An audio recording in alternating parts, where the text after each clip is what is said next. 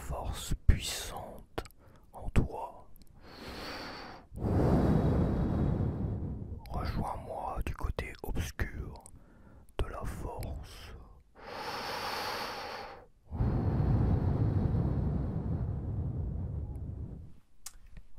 Le problème, c'est que je suis déjà du côté obscur de la force, mon petit père Darth Vader. Il était une fois un gars qui s'appelait Léon Dormeur. Et il faisait une série de vidéos. Mais il savait plus à combien il était. À 9, à 10, peut-être à 9. Et dans sa réflexion, dans sa profonde réflexion, un gars avec une tondeuse passa sous sa fenêtre et fit un ramadan du tonnerre.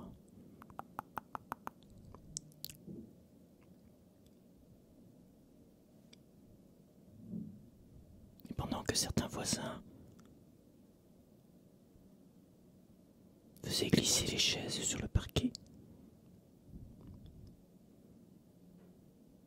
le gars à la tondeuse revint m'emmerder.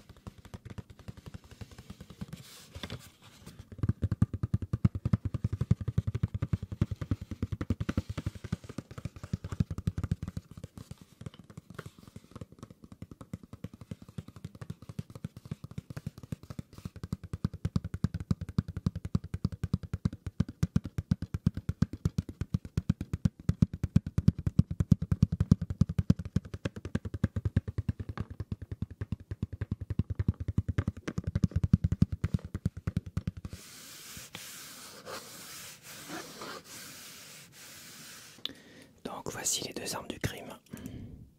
Une énorme paire de ciseaux de couture et un petit cutter de bureau.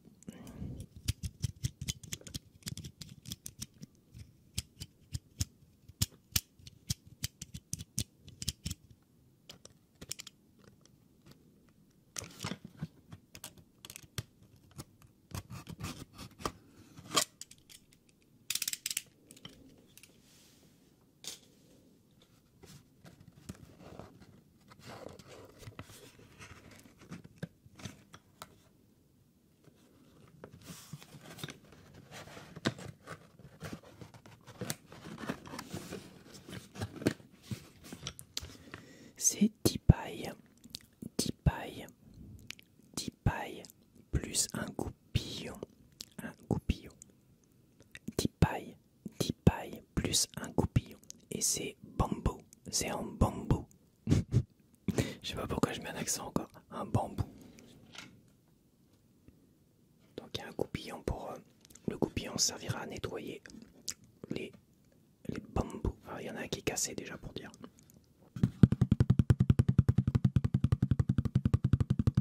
Tout sert dans l'ASMR.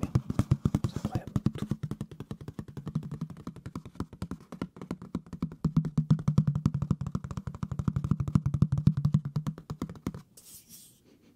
Ça sent le... rien du tout. Ça sent une petite odeur de quelque chose.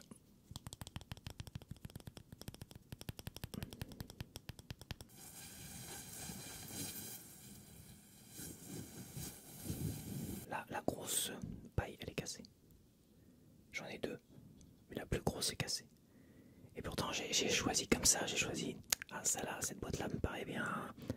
Les couleurs me paraissent bien, parce qu'ils avaient toutes sortes de couleurs dégueulasses, vert dégueulasse, vert bois dégueulasse. Et comment tu peux boire dans une paille comme ça? Faudrait faire le test. je l'ai acheté pour de la SMR, pas pour boire avec évidemment. Donc on va voir ce que ça peut donner, ça se trouve, ça va faire un effet flûte, ça va siffler. Ça pourrait être pas mal finalement. La chance est peut-être encore de mon côté.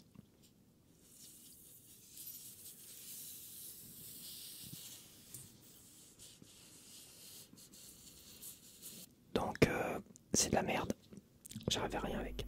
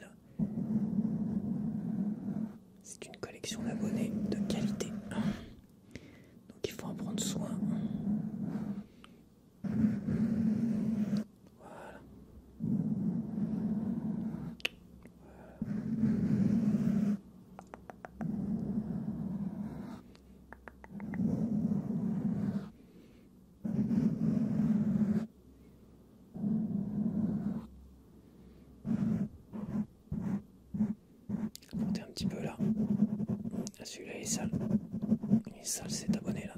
Voilà. J'ai un abonné qui est un peu plus sale là. Mais là, c'est parfait. Voilà.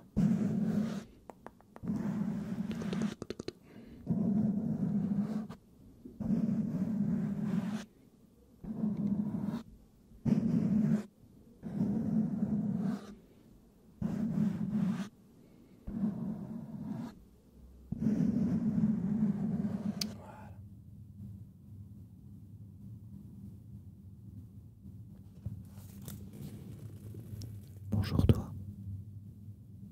Qu'est-ce que tu fais là? Tu t'es perdu. D'accord. Donc tu veux que je te fasse de l'ASMR, d'accord? Ok. Mais je suis un peu occupé là, tu vois. Je suis en train de bouquiner un peu. D'accord. Bah écoute, qu'est-ce que tu veux? Dis-moi. Dis-moi ce que tu veux. Tu veux un peu de tapping? Ok, je vais essayer.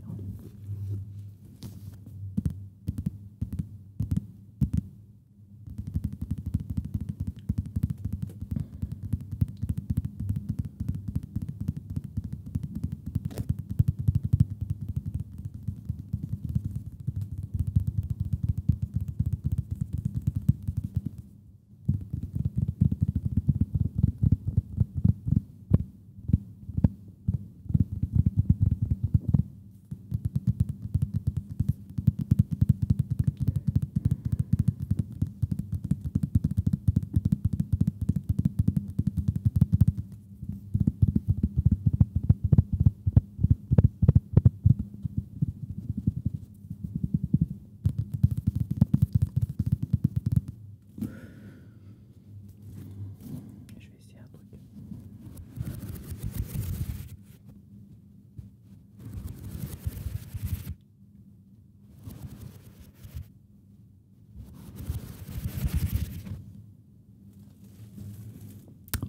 Voilà. Qu'est-ce que tu veux d'entendre? Un peu de face touching. Voilà. Tout va bien. Tout va bien. Je vais bien. Tout va bien. Tout va bien.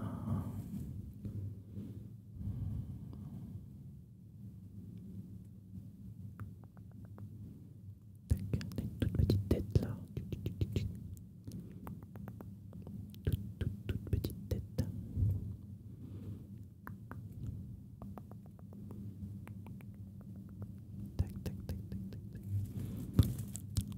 Ce que je pourrais faire aussi, c'est de rajouter un peu de gémissement. De gémissement. Je vais tenter.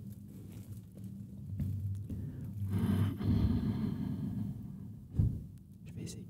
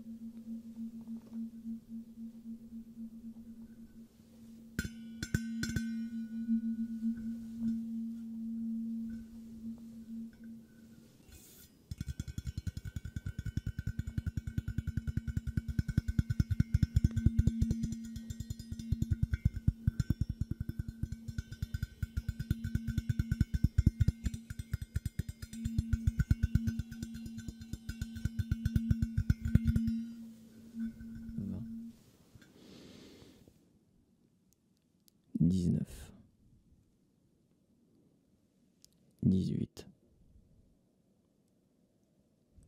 17,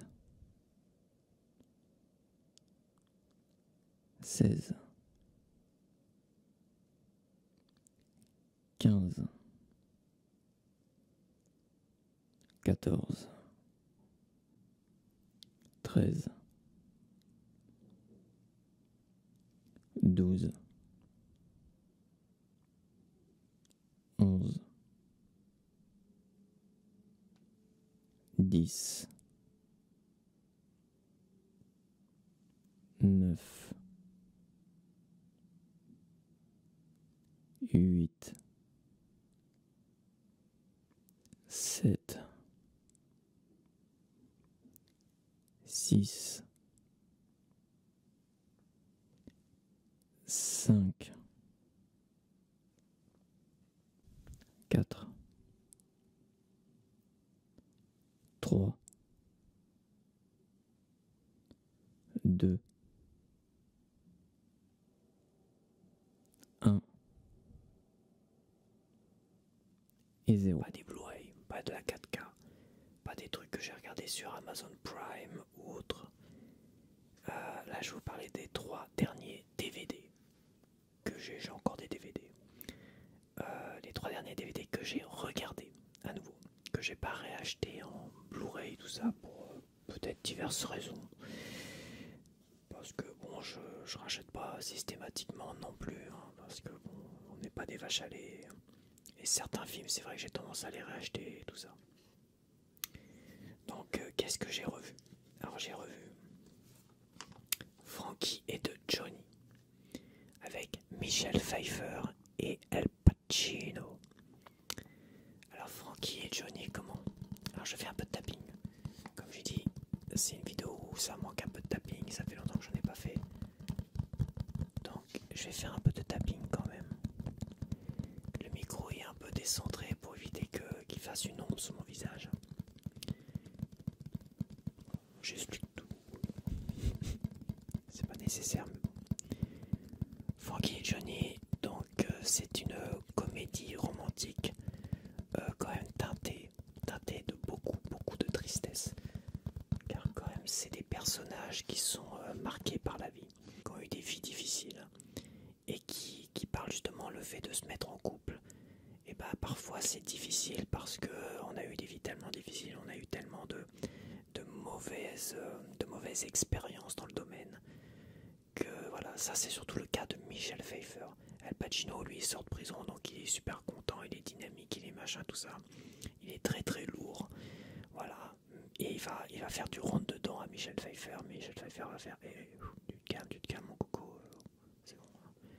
On n'est pas pressé, on prend son temps, tu me saoules un petit peu, machin. Voilà, donc ça reste une série, comment dire, c'est une comédie romantique qui sort un peu de la norme, de tout ce qu'on a vu, de tout ce qui existe en comédie romantique. On est vraiment dans quelque chose un peu plus différent. Mais ça reste un très bon film. C'est un film que j'ai vu il y a longtemps et qui m'a marqué et que j'aime beaucoup. Et c'est vrai que ça, c'est un film que je rachèterai en Blu-ray et peut-être en 4K. Alors je suis pas équipé en 4K, mais comme je sais qu'un jour peut-être que je serai équipé, j'essaye d'acheter maintenant en 4K plus. Mais comme aujourd'hui les Blu-ray 4K ils sont vendus sans le Blu-ray classique, et bah c'est compliqué. Voilà, il y a les vestiges du jour par exemple que j'aurais aimé acheter en 4K avec le Blu-ray dedans pour pouvoir mater le Blu-ray en attendant. Et bah non, ils ont sorti le Blu-ray tout seul et le 4K tout seul, donc obligé d'acheter les deux. Non, donc là c'est compliqué. Donc là j'achète rien finalement. Je me retrouve dans la problématique de j'achète ni l'un ni l'autre finalement. Voilà, quand j'aurai le 4K, j'achèterai le 4K. Et Wayne's World, c'est pareil. Wayne's World, il y a le Blu-ray tout seul et le 4K tout seul. Donc là, j'ai le DVD. Donc je vais attendre. Quand j'aurai le 4K, j'achèterai la 4K. Parce que aujourd'hui, je ne peux lire que les Blu-ray et les DVD. Donc voilà, je pense que c'est une très mauvaise stratégie pour ceux qui vendent de la 4K de ne pas proposer le Blu-ray avec. Parce que ça, on achète en prévision d'avoir la 4K derrière. C'est ça, en Blu-ray c'était ça aussi, il y avait le DVD plus le Blu-ray, et bah certains achetaient le DVD, le combo DVD Blu-ray en prévision d'avoir le Blu-ray un jour. Et ça a très bien fonctionné. La 4K, ils ont commencé à faire ça, certains éditeurs le font encore. Et bah là, allez savoir pourquoi certains éditeurs ne le font pas comme Paramount, parce que Wayne's World c'est Paramount, et les Vestiges du jour, je sais plus qui c'est, mais ils font pareil. Et bah, j'achète pas comme ça, bah tant pis pour vous, vous avez qu'à faire des efforts. Non mais faut pas déconner. Autre film que j'ai vu, toujours avec Al Pacino, c'est Mélodie pour un meurtre. Alors ça c'est un film policier qui est vraiment très très très sympathique. C'est à moitié comédie romantique. Comédie, peut-être pas. Ouais, il y a de l'humour. Parce qu'il y a, comment il s'appelle, John Goodman, je crois. C'est ça, John Goodman dedans. Donc le duo John Goodman et Al Pacino, c'est un duo très intéressant, basé sur l'humour et tout ça. Après, il y a une romance entre Al Pacino et Hélène, comment ça s'appelle, Hélène Barkin. Hélène Barkin, là. Très belle romance que j'aime beaucoup. Je trouvais ce film très glamour. J'adore Hélène Barkin. Franchement, elle est vraiment sensuelle, glamour dedans. J'aime beaucoup. Très mystérieuse. Ça, c'est un très très bon film policier, très méconnu. Et pourtant, il y a Al Pacino dedans. Et John Goodman, qui reste connu aussi, John Goodman. Hélène Barkin est beaucoup moins connue. En tout cas, vraiment un film super que je ne peux que conseiller. Lui, ouais, lui, s'il sortait bah, il doit exister en Blu-ray aussi. Bon là, j'ai un bon lecteur Blu-ray DVD qui upscale super bien les DVD. Ça c'est un film qui a une super image sur ma télé HD. Donc voilà, ça vaut le coup. J'ai bien fait de racheter un bon lecteur Blu-ray aujourd'hui qui fait justement du bon boulot pour les DVD. Ça permet vraiment d'apprécier quand même certains DVD passent super bien je trouve aujourd'hui en HD, en upscale quoi. C'est-à-dire ça multiplie les pixels et ça donne l'impression d'avoir une image vraiment vraiment correcte. Quasiment proche du Blu-ray, peut-être pas, mais très très bien. Alors le dernier film que j'ai vu, c'est un film, c'est une comédie on va dire. Comédie, oui c'est une comédie avec Woody Harrelson, Matthew McConaughey et comment s'appelle Jenna Elfman. Et il y a aussi Elizabeth Hurley dedans. Donc ça c'est un film qui est sorti il y a très longtemps. C'est un peu nostalgique parce que ça je l'ai vu, j'avais peut-être la vingtaine ça quand j'ai vu celui-là. C'est un film qui date de 2003. Quand même, oui, j'étais très très jeune en 2003. 2003 j'avais... attendez, je compte. J'avais 21 ans. Non. 2003, aujourd'hui j'ai 20 ans de plus. J'avais 24 ans. 24 ans quand j'ai découvert ce film-là et que je l'avais acheté en DVD. Donc ça fait 24 ans que j'ai ce DVD-là. Donc ça c'est un film qui était précurseur parce que c'était la télé-réalité, c'était vraiment les débuts de la télé-réalité. Je vais y arriver, il faut que j'ouvre la bouche un peu plus. C'était les débuts de la télé-réalité aux États-Unis. C'est sorti après Truman Show. Et c'est vrai que ça avait un petit côté copier-coller, mais non, pas du tout. Donc les débuts de la télé-réalité, et c'est vraiment très sympa à regarder. Et la fin, j'aime beaucoup la fin et tout ça. Donc il y a une petite romance dedans, évidemment, comme tout bon film. Et je crois, peut-être que je dis des bêtises, je crois que c'est dans ce film-là que Woody Harrelson et Matthew McConaughey ont dû faire connaissance et sont devenus quasiment les plus grands amis dans le milieu du cinéma. D'ailleurs, ils ont, à eux deux, créé la série True Detective. Ils ont joué dans la première saison de la série True Detective. Et c'est deux amis si proches aujourd'hui qui pensent même être réellement frères. Voilà, parce qu'à première vue, la mère de l'un a peut-être connu le père de l'autre. Donc ils ont envie, j'ai lu ça récemment, qui voulaient faire un test ADN pour savoir si c'était frère ou pas. En tout cas, c'est deux gars qui s'adorent aujourd'hui, vraiment comme amis, évidemment. Et je crois qu'ils se sont rencontrés sur ce film-là. À vérifier, peut-être qu'ils se sont rencontrés avant, peut-être pas, voilà. C'est la première fois, je crois qu'au cinéma on les a vus ensemble, c'est dans ce film-là. Donc très bon film qui me rappelle un peu nostalgique. C'était pas une époque où j'étais très heureux, quoi. Je pense, quand j'avais 24 ans, j'étais pas très heureux. Et ce film-là, il me rendait un peu triste. Je sais pas pourquoi, je sais plus pourquoi. C'est l'époque où Internet existait, ce qu'il y avait les modems. Mais il n'y avait pas les réseaux sociaux, il devait y avoir peut-être les forums. À l'époque, 2003, ouais, 2003 ça devait être les forums. Peut-être un peu plus tard. Ouais, c'est ça, 2003 c'était peut-être les forums et tout ça, il n'y avait pas Facebook. Facebook est arrivé plus tard, donc il n'y avait pas les réseaux sociaux, YouTube ne devait même pas exister, je crois.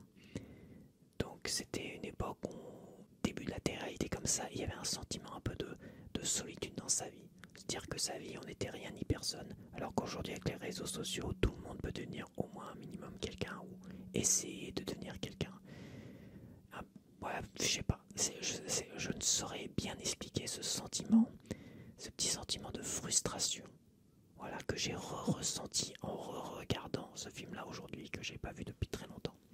J'ai ressenti ce petit côté frustration, triste. Ouais, moi je suis souvent triste quand je regarde des films, c'est bizarre. Mais là j'ai ressenti ce petit côté, voilà. Parce que là on a quelqu'un qui n'est ni rien ni personne. Il est tout seul, il a pas de nana, machin, tout ça dans la vie. Et là, il intéresse du monde. Il intéresse du monde, il est mis en avant et tout ça. Il est un peu, je m'en foutais ça. Et il y a un côté comme ça, succès. D'ailleurs, on voit des gens dedans qui regardent la télé, qui disent mais qu'est-ce que t'as regardé ça, c'est nul ça, vas-y fais ta vie, machin. Et qui finalement sont pris dans le jeu. Je sais pas, il y a un côté étrange que je ne saurais expliquer. Un petit côté qui me frustre, que j'ai revécu en revoyant le film. C'était bizarre, ouais, c'était bizarre, drôle de sensation. C'est pour ça que c'est un bon film, mais il m'a fait un effet bizarre. En tout cas, ouais, ça c'était la télé-réalité avant qu'elle arrive en France et qu'elle envahisse nos télés, les réseaux sociaux et compagnie. Et finalement c'est un concept super intéressant. Franchement, ce concept-là, parce que là, il filme un gars 24 heures sur 24 chez lui, machin, il fait sa vie, il va dans là où il travaille dans un vidéoclub et machin. Et puis il commence à draguer la nana de son frère et machin, tout ça. Donc là, t'as des caméras qui le suivent H24 et tout ça. Donc le concept en lui-même, comme ça, il n'existe pas aujourd'hui. Voilà, il n'existe pas aujourd'hui. C'est toujours très cloisonné. C'est dans des villas, dans des machins. C'est sur une île déserte et tout ça. Mais ce concept-là, il n'existe pas encore. Moi, j'ai pas vu. Peut-être qu'il a existé aux États-Unis, mais je sais pas. Mais en France, en tout cas, on n'a jamais vu ça. Un concept vraiment ouvert, télé-réalité, mais ouvert. Tu suis la vie d'un gars, quoi. Voilà, tu suis la vie d'un gars, c'est banal et franchement, pas mal. C'est un casque de vélo de compétition. Là, il est en blanc, très joli en blanc. Là, il est en vert cacadois, très joli aussi en vert cacadois. D'ailleurs, j'ai un blouson qui a la même couleur. Comment on appelle ça, pas un aviateur, mais un bombers. J'ai un bombers comme ça. Et je fais du vélo avec ce bombers là en hiver parce qu'il est aussi déperlant. Donc cela m'aurait bien plu, mais j'ai pris vraiment le dernier M. Le dernier M qui restait. Comme je dis, je suis un M-guy. Un M-guy. Un M-guy. Un peu cintré en configuration hiver parce qu'il y a une configuration hiver. Donc avec les caches-oreilles. Les caches-oreilles et aussi à l'intérieur pour le crâne. Il y a aussi un truc, je vais vous montrer tout ça. Donc configuration hiver et été. Et j'ai pas le masque. Le masque c'est en option.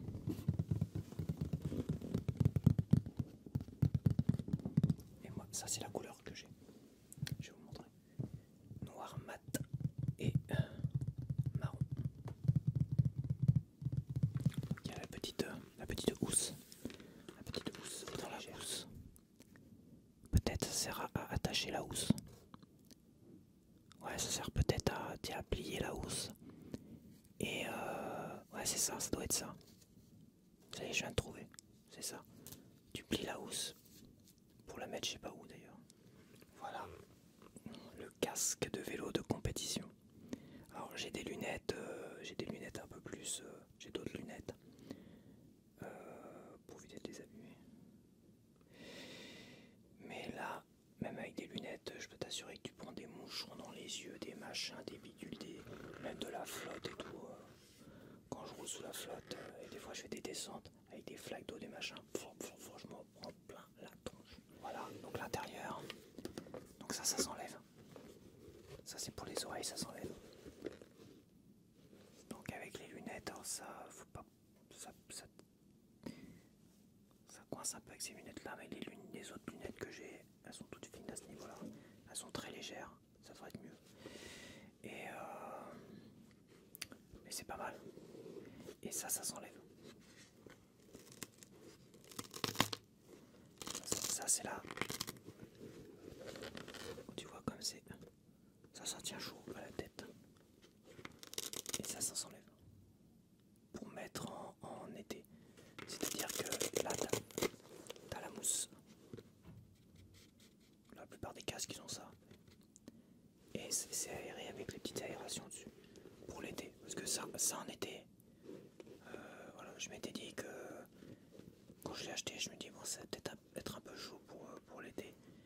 Mais j'ai l'autre casque qui est très aéré. Il est même là, trop aéré. Et ça y claque. Ça fait pilote d'avion. Je suis un guy. Tous les M me vont. Et celui-là, il me va pile poil. Voilà. M guy.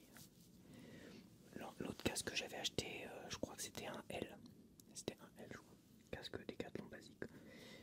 Et ça fait. Bon, j'avais un champignon comme ça sur la tête.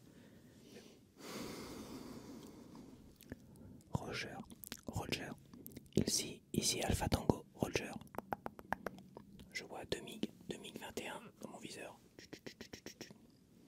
Demande autorisation de tirer.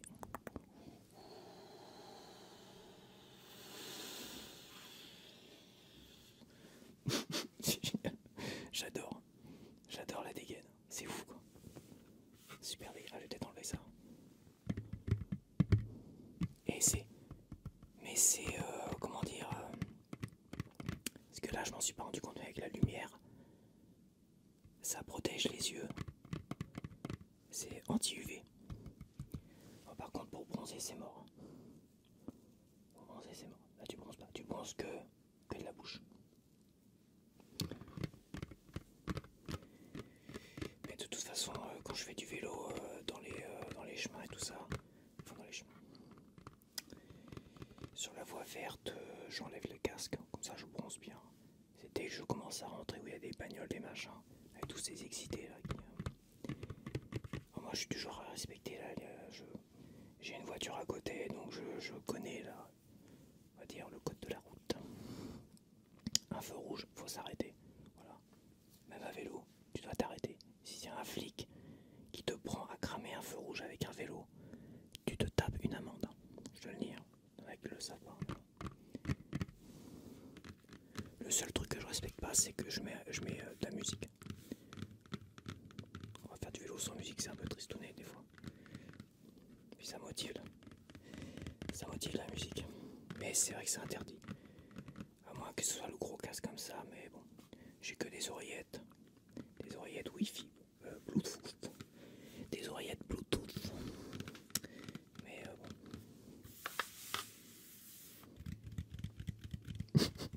ASMR de fou. Je me tape le casque.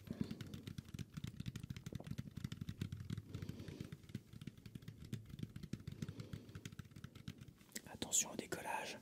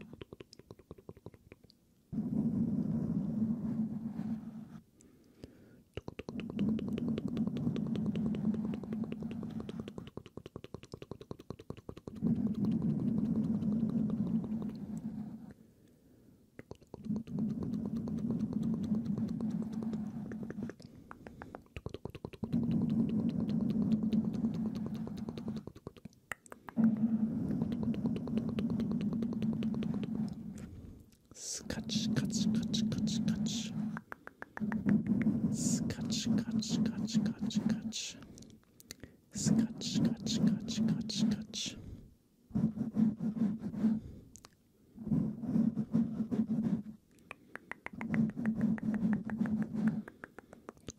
Scratch, scratch, scratch, scratch.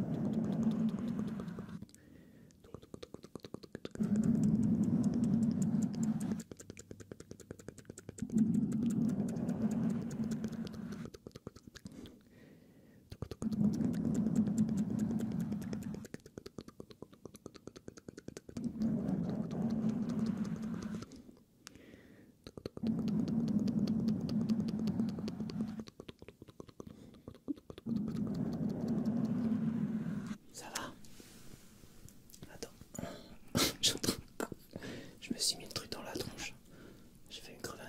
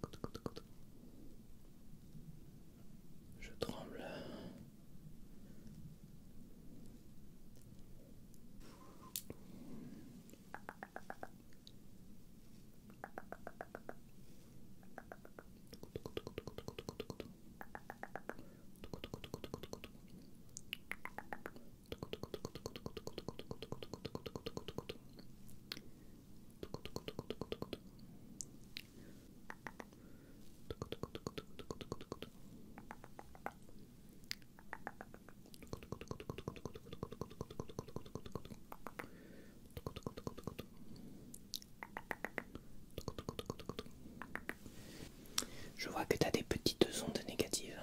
Je vais essayer de t'enlever ça, tranquille. Là, il y en a encore une. Tac. Hop. Là. Voilà. Là. Hop.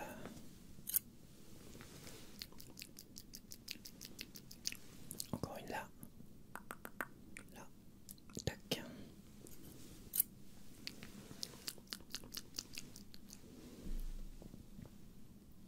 Là. Ah, elle était longue celle-là. Les petites ondes négatives.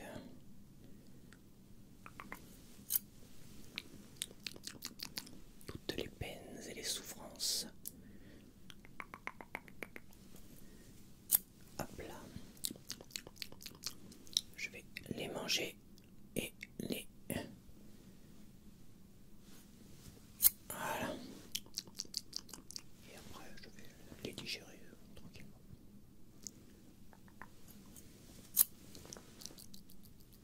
Ne t'inquiète pas pour moi, je vais pas les récupérer. Tac. De toute façon, j'en ai déjà assez comme ça. Mec super négatif. De toute façon, j'ai déjà tellement de merde dans ma vie que ça peut pas empirer. Super message positif. Mais non, tout va bien, t'inquiète. Hop, et pour toi aussi, ça ira pour le mieux. Oh, celui-là, il est... Hop. Ouais, j'ai été tout petit, tout caché là. Attends. Voilà. Un petit dernier là. Tout petit dernier, faut en laisser quelques-uns sinon. Hop. Tu manques après de volonté pour t'en sortir tout seul. Et la volonté c'est très important. Donc je vous dis à la prochaine. Et que la force soit avec vous. Je sais plus quoi dire. Faudrait que je travaille mes intros et mes fins. May the force be with you, my friend.